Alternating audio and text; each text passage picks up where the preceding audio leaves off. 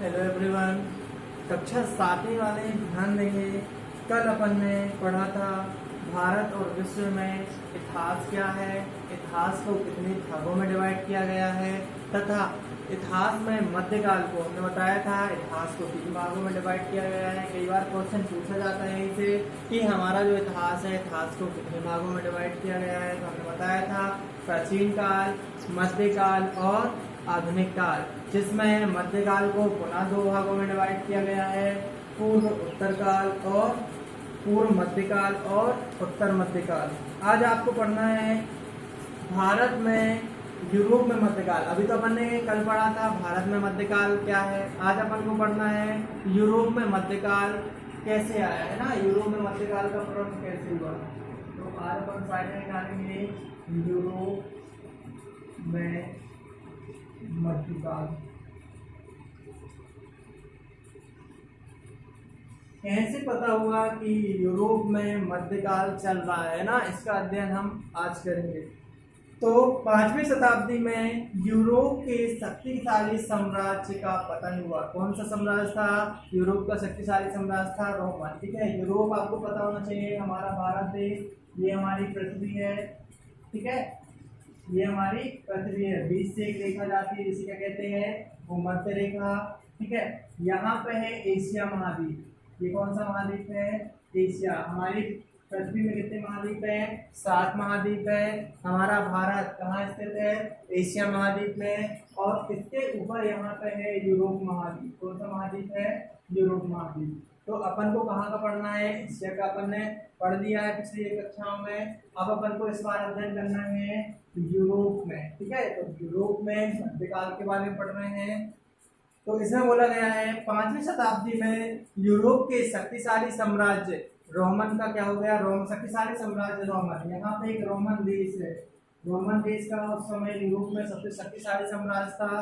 सभी जगह वहाँ उसका शासन चल रहा था। जैसे 5वीं शताब्दी में रोमन राज्य का धीरे धीरे पतन होता जाता है, वैसे वैसे एक बड़ा राज्य था जब रोमन, वहाँ का राजा शक्तिशाली था। जैसे जैसे रोमन राज्य क्या हो गया, रोमन राज साम्राज्य का जैसे जैसे अंत होता गया, वैसे वैसे जो छोटे छोटे राजा थे जो उनके गुलाम थे वो फिर क्या हो गए, गुलाम से मुक्त हो गए। उन्होंने अपनी सेनाओं को एकत्रित कर लिया, अलग अलग छोटे छोटे सत्ताओं का, देखो अलग अलग छोटी छोटी सत्ता स्थापित कर ली उन्होंने। ठीक है, इसमें लिखा है 5वीं शताब्दी में यूरोप के शक्तिशाली रोमन साम्राज्य का पतन आरंभ हुआ। तो अनेक स्थानों पर छोटी छोटी प्रादेशिक सत्ताएं, मतलब जब एक बड़ा साम्राज्य खत्म होता है तो जो भी उस साम्राज्य के अंतर्गत जो भी छोटे छोटे राजा उनके गुलाम थे वो सब मुक्त हो जाते हैं और पुनः अपना साम्राज्य, वो छोटे छोटे जो राजा थे, जो प्रादेशिक राजा थे, वो भी अपना अपना साम्राज्य स्थापित करने लगते हैं।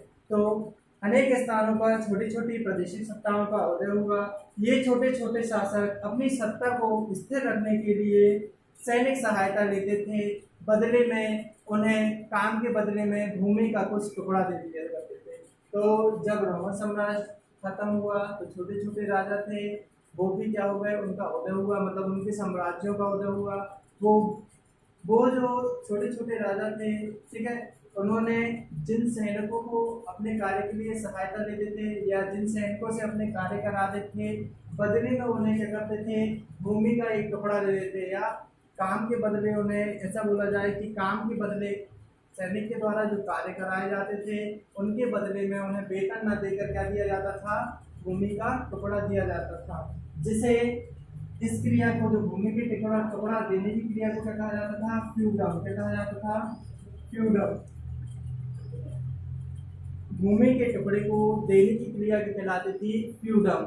और जो भूमि का टुकड़ा, मतलब जिसको यह टुकड़ा दिया जाता था या जिसको फ्यूडम दिया जाता था, वो क्या कहलाते थे? फ्यूडल्स या सामंत कहलाते थे। फ्यूडल्स या सामंत कहलाते थे। क्वेश्चन में पूछा जाता है सामंत किसे कहते हैं या फ्यूडम किसे कहते हैं? तो भूमि को दान देने की क्रिया क्या कहलाती है?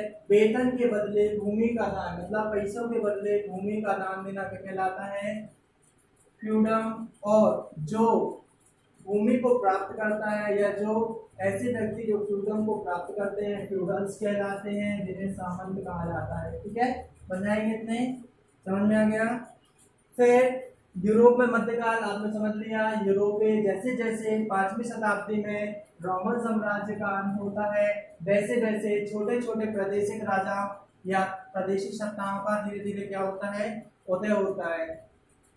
अब वो छोटे छोटे राजा जो रहते हैं दूसरों से सैनिक सहायता लेते हैं और उन सैनिकों को काम के बदले वेतन न देकर क्या देते थे, भूमि का हिस्सा। ठीक है, भूमि का कुछ हिस्सा देते थे, भूमि का कुछ हिस्सा देते थे, जिन्हें क्या कहा जाता था, फ्यूडम कहा जाता था। और जो व्यक्ति भूमि का हिस्सा प्राप्त करते थे उन्हें फ्यूडल्स कहा जाता था, जिन्हें क्या कहते हैं, सामंत भी कहते हैं। उन्हें ठीक है, अब आपको अगला टॉपिक पढ़ना है अरबों का उदय। ये अपन ने पढ़ लिया यूरोप में मध्यकाल। क्वेश्चन यहाँ से पूछा जाता है सामंत या फ्यूडम किसे कहते हैं, तो भूमि का हिस्सा, वेतन के बदले भूमि का हिस्सा दान करने के कहलाता है फ्यूडम, और जो व्यक्ति फ्यूडम प्राप्त करते हैं उन्हें फ्यूडल्स कहा जाता है, जिन्हें सामंत कहते हैं। ठीक है, अगला टॉपिक है अरबों का उदय।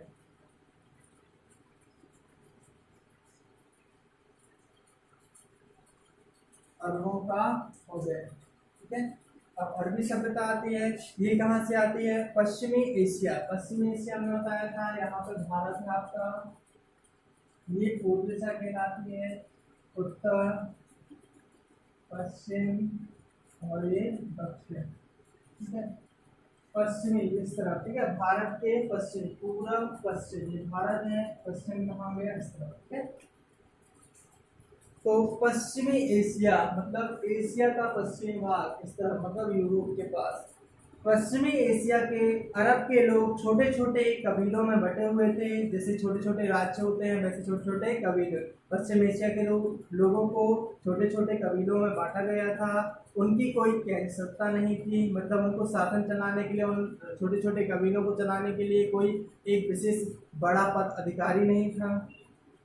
इस कारण कबीलों में निरंतर, अब देखो जब छोटे छोटे राज्य हैं आपस में छोटे छोटे कबीले बने हैं, तो कबीले के लोग क्या करेंगे, अपने कबीले का विस्तार करने के लिए दूसरे कबीलों पर हमला करेंगे और उनका राज्य छीनेंगे। तो इस कारण इन कबीलों में निरंतर संघर्ष चलते रहे। 7वीं शताब्दी में पैगंबर मोहम्मद साहब थे, जिन्हें इस्लाम धर्म का प्रवर्तक कहा जाता था। उन्होंने एक धर्म चलाया। ठीक है, उन्होंने किसका उपदेश दिया, इस्लाम धर्म का उपदेश दिया तथा अरब जातियों को संगठित किया। प्राचीन समय में पश्चिमी एशिया में छोटे छोटे कबीले थे, इन कबीलों के बीच आपस में साम्राज्य विस्तार या कबीले विस्तार के लिए युद्ध होता था। ठीक है, आपस में छोटे छोटे संघर्ष चलते रहते थे। फिर पैगंबर मोहम्मद ने इस्लाम धर्म का उपदेश दिया तथा अरबों की छोटी छोटी जातियों को संगठित किया। शीघ्र ही उनका राजनीतिक समूह बन गया। अब जो पैगंबर मोहम्मद साहब ने जब इनको संगठित कर दिया तो उनको एक राजनीतिक समूह, मतलब उनको आगे बढ़ने के लिए एक राजनीति टाइप का बना दिया। ठीक है, यह राजनीतिक समूह बन गया। उन्होंने पश्चिमी एशिया और अफ्रीका के अनेक भागों जैसे जॉर्डन, सीरिया, इराक, तुर्की, फारस और मिस्र, ये कहाँ है, अफ्रीका में। अफ्रीका में है यहाँ पर। ठीक है, अफ्रीका महाद्वीप यहाँ भारत से लगभग यहाँ पर जुड़ा हुआ है अफ्रीका। तो यह पश्चिमी एशिया में तो इनका वो है ना, पश्चिमी एशिया में कौन से, अरबी सभ्यता की, लेकिन पश्चिमी एशिया के साथ साथ इन्होंने कहाँ कर लिया, अफ्रीका के कुछ देश जैसे ईरान, जॉर्डन, मिस्र, इन देशों पर भी अपना साम्राज्य विस्तार क्या कर लिया, अरबों ने क्या कर लिया, मिस्र को जीत लिया। आगे चलकर उन्होंने उत्तरी अमेरिका के कुछ क्षेत्रों को भी जीत लिया। स्पेन तक पहुंच गए। भारत की उत्तरी पश्चिमी सीमा तक उनका साम्राज्य फैल गया। अब जो अरबों का जो उदय हुआ, अरबों ने कहा था, अरबों का पहले का साम्राज्य चल रहा था, एशिया के कुछ भागों में चल रहा था, जैसे पैगंबर पश्चिमी एशिया के कुछ भागों में चल रहा था। पैगंबर मोहम्मद साहब आए, उन्होंने पूरे जो अरबी के छोटे छोटे कबीले थे उन सभी जातियों का संगठन किया। संगठन करने के पश्चात वो धीरे धीरे से कहाँ पे आ गई, अफ्रीका के कुछ देशों में उन्होंने प्रचार किया और वहाँ पर अरबी सभ्यता का प्रचार करके अरबी साम्राज्य में ला लिया। फिर वो धीरे धीरे कहाँ आ गए, भारत के पश्चिमी छोर के कुछ राज्यों में भी उनका क्या कर लिया, उन्होंने अपना साम्राज्य को फैला लिया। अब ये अरब क्या करते थे, अरब लोग कैसे थे, एक कुशल व्यापारी थे। राजनीतिक सत्ता स्थापित करने के साथ साथ वे विश्व के विभिन्न भागों जैसे भारत, चीन, यूरोप तथा पश्चिमी अफ्रीका व्यापार करने गए थे। क्या करने गए थे, व्यापार। यूरोप लोग कुशल व्यापारी थे, अरबी लोग क्या थे, कुशल व्यापारी थे। इन्होंने जगह जगह या अन्य देशों में क्या किया, इन्होंने व्यापार किया। व्यापार के माध्यम से उन्होंने उन देशों में कब्जा किया और अपना साम्राज्य फैला लिया। ठीक है, इस प्रकार ये अरबों का उदय हो गया और यूरोप में मध्यकाल। ये दोनों आपको पढ़ा दिए हैं। अरबी किस प्रकार आए भारत में, उन्होंने अरबी भी क्या आए थे, व्यापार करने की वजह से। कैसे उनको जोड़ा, कैसे पहले कैसे थे, कबीलों में डिवाइड थे, उनको किसने एकत्रित किया। कई बार क्वेश्चन में थी अरबी सभ्यता का एकरण किसने किया, पैगंबर मोहम्मद साहब ने। ठीक है, ये इस्लाम धर्म का प्रचार करते थे और सभी जगह इन्होंने क्या कर दिया, इस्लाम धर्म का प्रचार कर दिया। मतलब इस्लाम धर्म मतलब मुस्लिम धर्म। ठीक है, अब ये वीडियो आपका आज का यही समाप्त हुआ।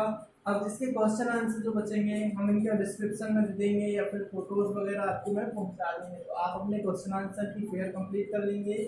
और जिस दिन आपको स्कूल में बुलाया जाएगा, आपको उस दिन या सप्ताह के एक दिन आपको जब क्वेश्चन आंसर हो जाते हैं तो आप अब स्कूल आकर अपनी कॉपी को चेक करा सकते हैं। ओके, धन्यवाद।